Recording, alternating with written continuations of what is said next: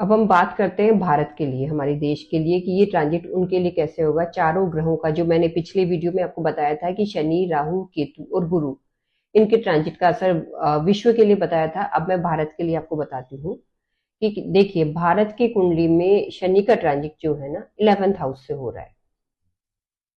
तो 11th house का शनि वैसे तो अपना पूरा साइकिल कंप्लीट करके आया है, हर 30 साल में कंप्लीट करता है शनि। तो अगर हम पिछले 30 से 30 सालों की बात करें ना, तो उसके अकॉर्डिंग जो शनि का गोचर रहा है, उन 30 सालों में भारत में राजनीतिक अस्थिरता आई है। पहले हम बात करते हैं 1966 की, इंडिया की। मेरा तो जन्म भी नहीं हुआ था, पर तब राजनीतिक अस्थिरता इस तरह थी कि लाल बहादुर, जो हमारे प्रधानमंत्री थे, लाल बहादुर शास्त्री जी, उनकी मृत्यु हो गई थी अचानक ही, और राजनीतिक अस्थिरता उत्पन्न हो गई थी।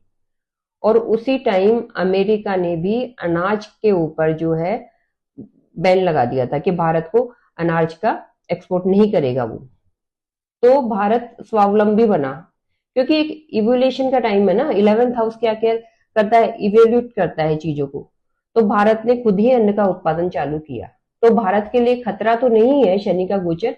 पर भारत, जैसे कि अभी अमेरिका टैरिफ लगा रहा है गैस पे, ऑयल्स पे, इन पे, तो भारत खुद ही स्वावलंबी बनेगा और नए सपोर्ट सिस्टम ढूंढेगा, एक नए सपोर्ट कंट्रीज को ढूंढेगा अपने लिए। क्योंकि गोचर में शनि तो अपनी फाइल क्लोज कर रहा है, पर भारत के लिए 11th हाउस से गोचर कर रहा है, इसलिए अच्छा है। 1996 की बात करते हैं हम।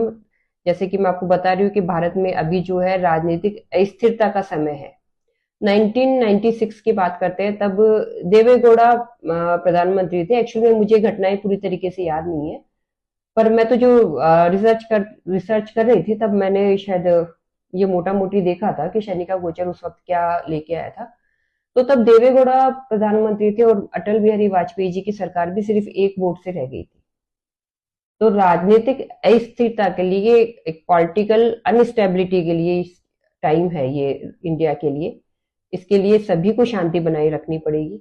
पर हाँ, आप एक नई चीजों को एव्यूलेट करोगे, नई चीजें मिलेगी। और भारत में जो भी, देखिए, गुरु के गोचर की बात करूं भारत के लिए, तो भारत में जो भी पाखंडी हैं, धर्म के नाम पे पाखंड मचा रहे हैं, आडंबरी हैं, जो गुरु का वेश धारण करके बैठे हुए हैं ना, उनके लिए भी समय ठीक नहीं है।